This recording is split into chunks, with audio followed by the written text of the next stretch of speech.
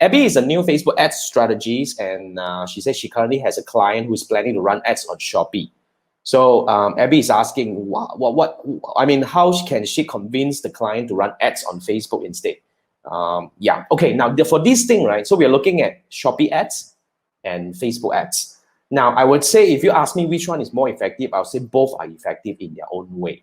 Okay, but how would I use it? Like, for example, I give two scenarios for you to consider, right? So if you're selling something that you know that there are already a lot of people looking for it, like let's say, for example, if you're selling maybe mouse, okay, and you know that on Shopee itself, there are already a lot of people looking for mouse, and you believe your price is competitive, and you have a good product, and you already built your listing well and all that, which if you do not know how, you need to go through Wing Hon's class, which we're going to put it up soon. You know, Wing Hon just did a live training with us talking about, you know, fantastic learning. 2 hours.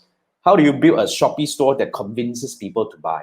Awesome, right? So if everything is done right, you can actually use Shopee ads, because effectively those people who are already in Shopee looking for that product will be very high, will have very high intent. They are very likely to buy. So if you are selling such product, then you should actually consider Shopee ads. Okay, but if you're selling something that do not have a lot of searches, let's say you're trying to introduce a new product or new category into the market, you just bought in this thing and you say that it's going to change the world over here, right? So in that case, if it's a new product that we do not have a lot of high demand or high searches in the marketplace itself, you should use Facebook, because Facebook gives you a different, as we all know that when we run ads on Facebook, we have a lot more things. We can do video, we can do square image and different formats and all that.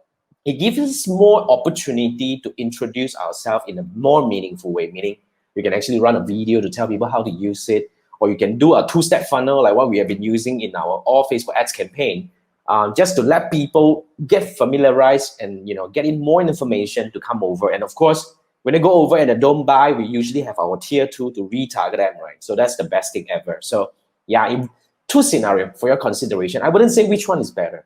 So we have to give meaningful consideration, Abby, because as an agency, which I've been running an agency for like 10 plus years, although we don't take in new clients right now, we actually, I know a fair bit about agency running.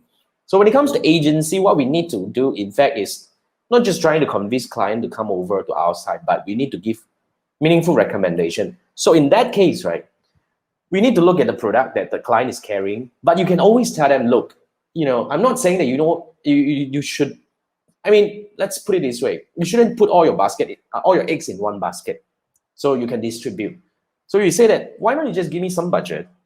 Maybe we split like 30 or 40% over here in Facebook. Let me run something and find some meaningful data. Then we compare two sets of data to see which one works better. Then only we start looking into, okay, I think this one better. Then we scale all the way. I think that's a better way to actually manage client, Abby. But